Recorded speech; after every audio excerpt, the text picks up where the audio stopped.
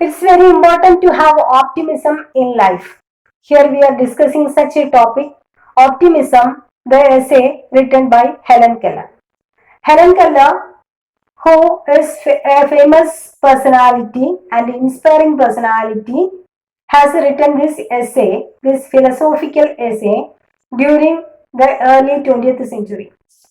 20ാം നൂറ്റാണ്ടിന്റെ തുടക്കത്തിൽ എഴുതപ്പെട്ട ഒരു താത്വികമായിട്ടുള്ള എസ്സേ ആണ് ഓപ്റ്റിമിസം എന്ന ഈ essay. And in this essay, Helen Keller, who had a lot of personal challenges as a deaf, blind individual, explains the nature of optimism and its need in human life. Helen Keller നമുക്കറിയാം, ഒരു ബധിരയും മൂകയുമായ ഒരു പെൺകുട്ടിയായിരുന്നു Helen Keller.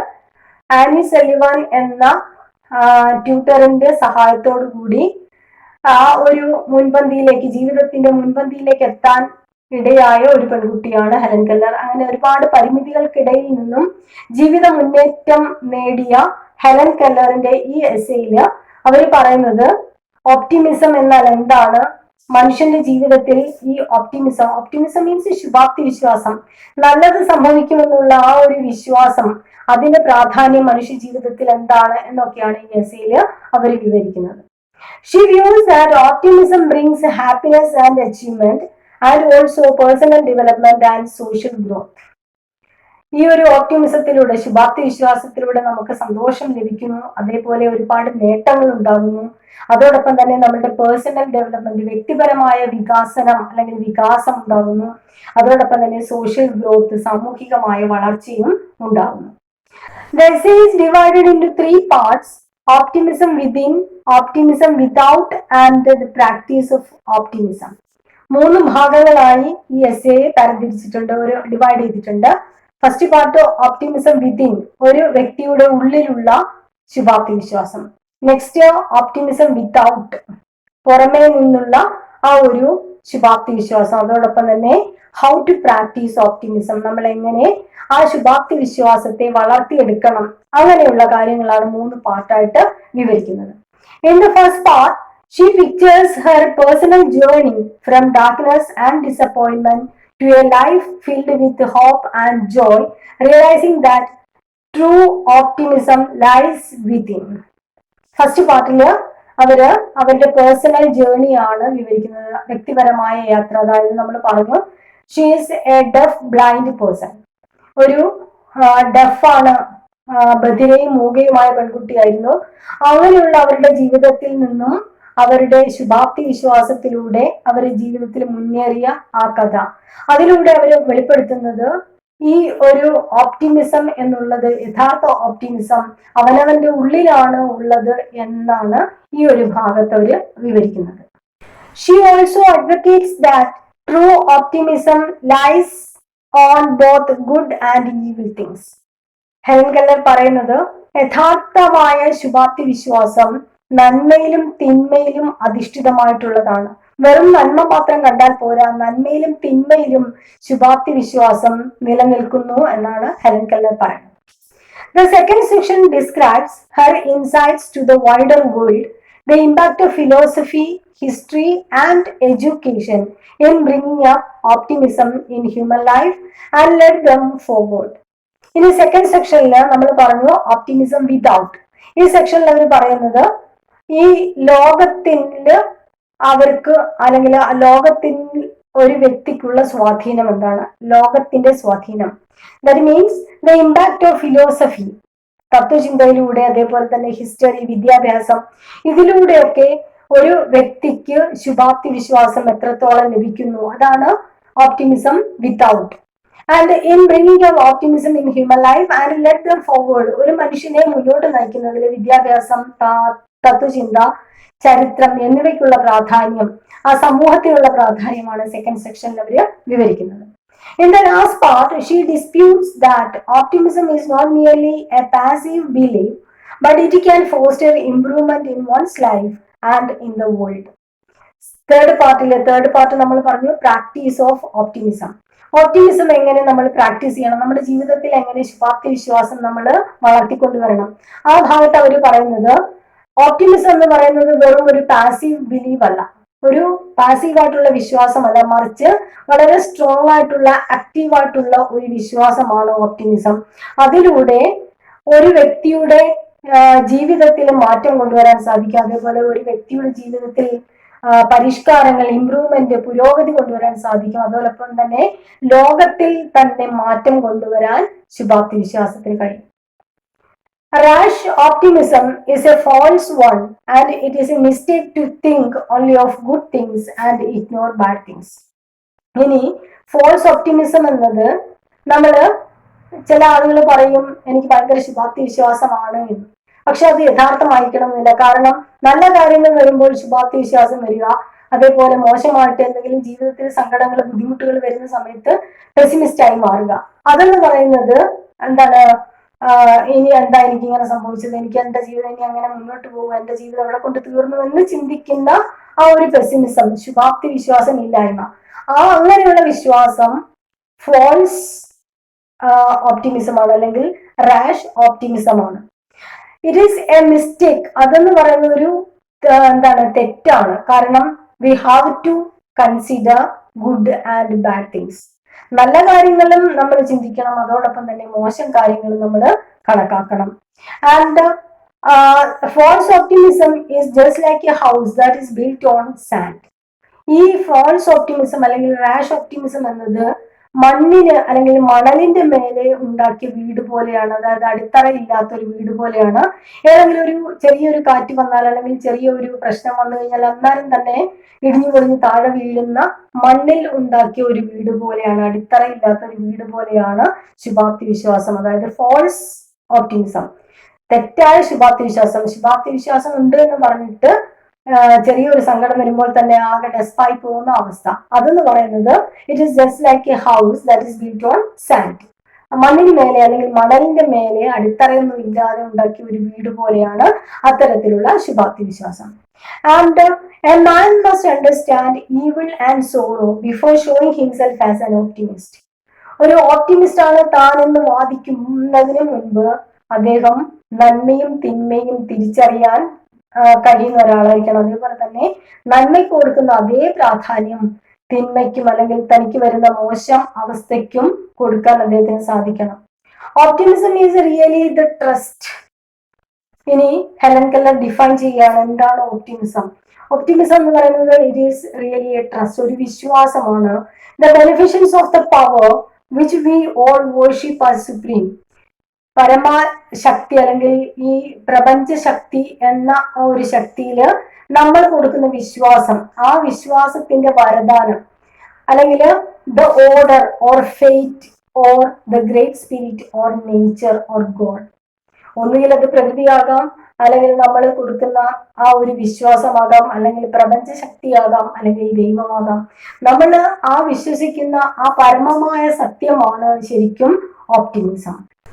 Helen Keller says that she can see the power in the sun that makes all things grow and shapes life afoot. ഇനി Helen Keller പറയുന്നു ഈ പ്രപഞ്ച ശക്തിയാണ് optimism. അതില് ഏറ്റവും പരമമായിട്ടുള്ളത് സൂര്യനാണ്. ആ സൂര്യൻ, ഈ പ്രപഞ്ചത്തിലെ ഓരോ ജീവജാലത്തെയും നിലനിർത്തുന്ന സൂര്യനിൽ ആ ഒരു ശക്തി അവർക്ക് കാണാൻ സാധിക്കുന്നു എന്ന് ഹെലൻ കെല്ലർ പറയുന്നു.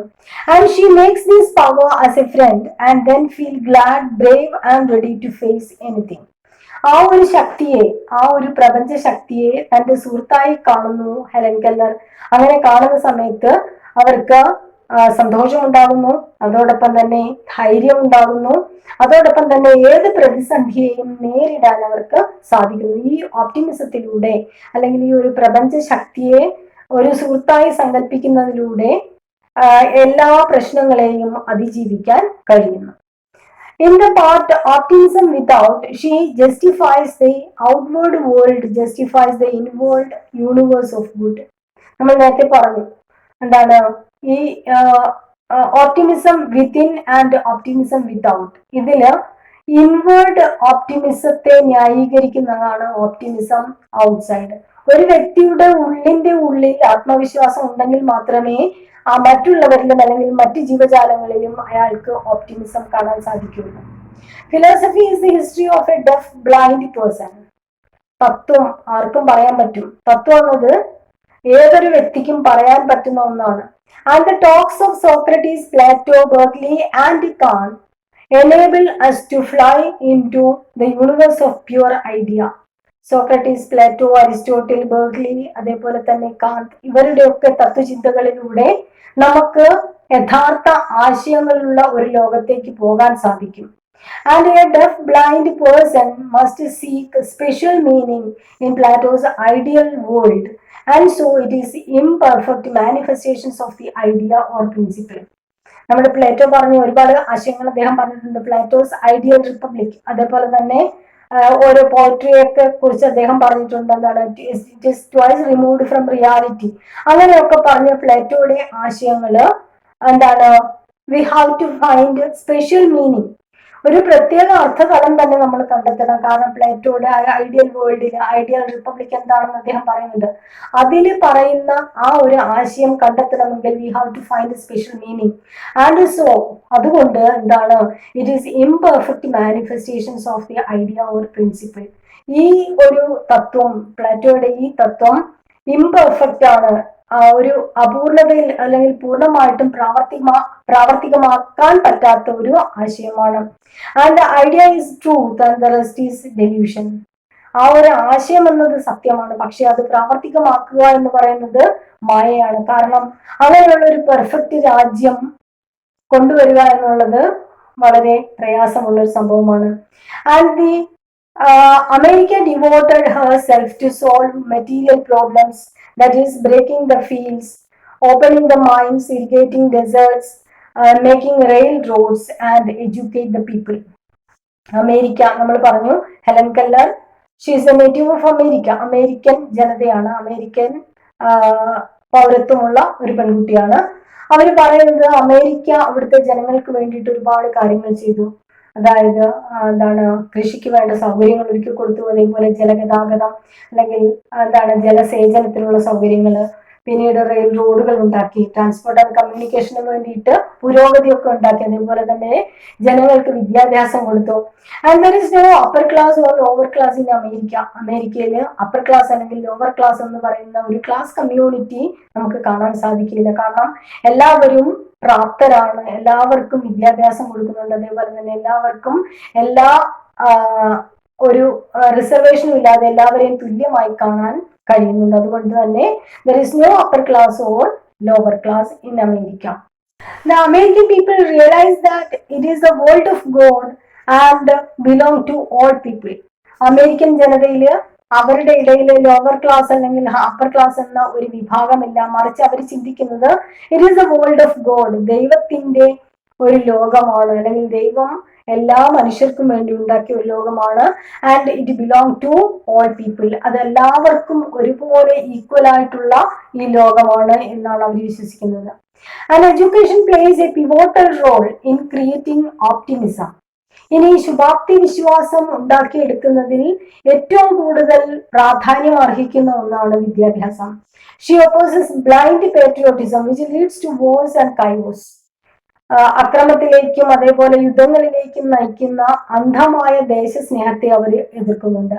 And she quotes the fightings in Philippines. അതിന് ഉദാഹരണമായിട്ട് അവർ ഫിലിപ്പൈൻസിൽ നടക്കുന്ന ആ ഒരു യുദ്ധങ്ങളെ കുറിച്ചും പോരാട്ടങ്ങളെ കുറിച്ചും ഒക്കെ അവർ ചൂണ്ടിക്കാണിക്കുന്നുണ്ട്. എന്നിട്ട് പറയുന്നു ബ്ലൈൻഡ് പാട്രിയോട്ടിസം. പാട്രിയോട്ടിസം നല്ലതാണ്, ഒരു രാജ്യസ്നേഹം, രാജ്യത്തോടുള്ള നമ്മളുടെ സ്നേഹം നല്ലതാണ്. പക്ഷേ അന്ധമായിട്ടുള്ള പാട്രിയോട്ടിസം, എന്റെ രാജ്യമാണ് വലുത്, മറ്റു രാജ്യങ്ങൾ എന്റെ രാജ്യത്തെക്കാൾ താഴെയാണ് എന്ന് ചിന്തിക്കുന്നതാണ് ബ്ലൈൻഡ് പാട്രിയോട്ടിസം. അത് സംഘർഷങ്ങൾക്കും യുദ്ധങ്ങൾക്കും കാരണമാവുകയുള്ളൂ എന്ന് അവർ വെളിപ്പെടുത്തുന്നു. And in this session, the practice of optimism, she says that it is the pessimists who say, eat, drink and be merry, tomorrow you may die. അടുത്ത മൂന്നാമത്തെ സെഷൻ ആണ് പ്രാക്ടീസ് ഓഫ് ഓപ്റ്റിമിസം. ആ സെഷനിൽ അവർ പറയുന്നു, പെസിമിസ്റ്റുകളുടെ വാക്കാണ്, നമ്മൾ പറഞ്ഞു എപ്പിക്യൂറിയൻ തിയറിയാണ്, eat, drink and be merry, tomorrow you may die. തിന്നുക, കുടിക്കുക, ആനന്ദിക്കുക, നാളെ നിങ്ങൾ മരിക്കാം, അല്ലെങ്കിൽ നിങ്ങൾ മരണത്തിന് കീഴടങ്ങാം, അതുകൊണ്ട് ഇന്ന് ജീവിക്കുക എന്ന് പറയുന്ന എപ്പിക്യൂറിയൻ തിയറി യഥാർത്ഥത്തിൽ അത് ശുഭാപ്തി വിശ്വാസം ഇല്ലാത്തവരുടെ വാക്കുകളാണ് എന്നാണ് ഹെലൻ കെല്ലർ പറയുന്നത്. And she views that our great philosophers and writers are optimistic in nature. പിന്നീട് അവർ പറയുന്നത് നമ്മുടെ ശ്രേഷ്ഠരായിട്ടുള്ള എഴുത്തുകാർ അതേപോലെ തന്നെ തത്വചിന്തകന്മാര് അവരൊക്കെ യഥാർത്ഥ ശുഭാപ്തി വിശ്വാസികളായിരുന്നു. And Shakespeare is really the prince of optimism. Shakespeare is really the prince of optimism. നമ്മളുടെ എഴുത്തുകാരൊക്കെ ശുഭാപ്തി വിശ്വാസികളായിരുന്നു. അതിൽ ഏറ്റവും ശ്രേഷ്ഠൻ വില്യം ഷേക്സ്പിയർ ആയിരുന്നു. And his tragedies are a revelation of moral order. അദ്ദേഹത്തിന്റെ ട്രാജഡികൾ ശ്രേഷ്ഠങ്ങളായ 4 ട്രാജഡികൾ, Othello, Macbeth, King Lear, Hamlet. ഈ ശ്രേഷ്ഠമായിട്ടുള്ള ട്രാജഡികളിലും അതേപോലെ തന്നെ അദ്ദേഹത്തിന്റെ മറ്റു ട്രാജഡികളിലൊക്കെയും നമുക്ക് മോറൽ പ്രിൻസിപ്പിൾ കാണാൻ സാധിക്കും. തെറ്റായ ഒരു ജീവിതം നയിക്കുന്ന ആൾക്ക് അവസാനം ആ ഒരു ശിക്ഷ കിട്ടുമെന്നും നല്ല വ്യക്തിക്ക് നന്മയ്ക്ക് പ്രതിഫലം കിട്ടുമെന്നും നമുക്ക് ഈ ട്രാജഡികളിലൂടെ മനസ്സിലാക്കാം. അപ്പൊ ഏറ്റവും നല്ല ഒരു ഷേക്സ്പിയറെ പറയുന്നത് he is the prince of optimism എന്നാണ്. And in King Lear and Hamlet we can see optimism. And optimism is the faith that leads to achievement. നേട്ടത്തിലേക്ക് കൊണ്ടുപോകുന്ന ഒന്നാണ് ശുഭാപ്തി വിശ്വാസം. Abraham Lincoln by hoping against hope inspired the nation. പ്രതീക്ഷകൾക്കും അപ്പുറത്തേക്ക് തുഴഞ്ഞിട്ട്, അതായത് എല്ലാ പ്രതിസന്ധികളുടെയും ഇടയ്ക്ക് ഒരുപാട് പ്രാവശ്യം തെരഞ്ഞെടുപ്പിലൊക്കെ തോറ്റുപോയ വ്യക്തിയാണ് എബ്രഹാം ലിങ്കൺ. അങ്ങനെ ആ പരാജയങ്ങൾക്ക്, കഷ്ടപ്പാടുകൾക്ക്, ദാരിദ്ര്യത്തിന്റെ ഒക്കെ ഇടയിലും തന്റെ രാജ്യത്തെ പുരോഗതിയിലേക്ക് കൊണ്ടുപോകാൻ, അമേരിക്കയെ ആ ഒരു പുരോഗതിയിലേക്ക് കൊണ്ടുപോകാൻ വളരെയധികം സഹായിച്ച വ്യക്തിയാണ് പ്രസിഡന്റായ Abraham Lincoln. Abraham Lincoln, by hoping against hope, inspired the nation, and even if in the night of despair, he says all is well, and thousands rest in his confidence. എല്ലാ പ്രതിസന്ധികളുടെയും ഇടയിൽ അദ്ദേഹം പറയും ഓൾ ഇസ് വെൽ, എല്ലാം നേരെയാവും. ആ ഒരു ശുഭാപ്തി വിശ്വാസം, all is well എന്ന ആ ഒരു വിശ്വാസത്തിൽ അദ്ദേഹം മുന്നോട്ട് പോകുന്ന സമയത്ത് ആയിരക്കണക്കിന് ആളുകൾ അദ്ദേഹത്തിന്റെ ആ വിശ്വാസത്തിൽ, അദ്ദേഹത്തിന്റെ ആ ഉറപ്പിന്മേൽ എന്താണ് ആ ഒരു സമാധാനം അല്ലെങ്കിൽ മനസ്സിന്റെ സ്വസ്ഥത കാത്തു സൂക്ഷിക്കാൻ കഴിഞ്ഞു ജനങ്ങൾക്ക്, അമേരിക്കൻ ജനതയ്ക്ക് സാധിച്ചത് ആ ഒരു നേതാവിന്റെ എല്ലാം ശരിയാകും, ഓൾ ഇസ് വെൽ എന്ന ആ ഒരു ശുഭാപ്തി വിശ്വാസത്തിലാണ്. And optimism is the harmony between man's spirit and the spirit of God pronouncing his works good.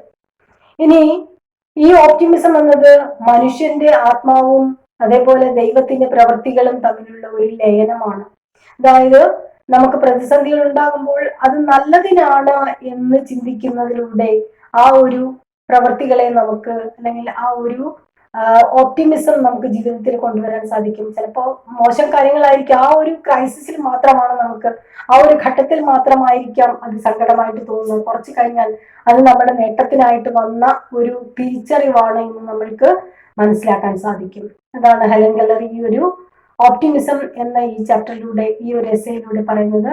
ഇതില് പ്രധാനമായിട്ടും എന്താണ് optimism, how she defines optimism, പിന്നീട് what are the 3 parts of this essay. ഈ എസ്സേ നമ്മൾ പറഞ്ഞു 3ആയിട്ട്, optimism within, optimism without and practice of optimism, അങ്ങനെ 3ആയിട്ട് തിരിച്ചിട്ടുണ്ട്. അതെന്തൊക്കെയാണെന്ന് ചോദിക്കാം. These are the main points. Hope you enjoyed it. Thank U.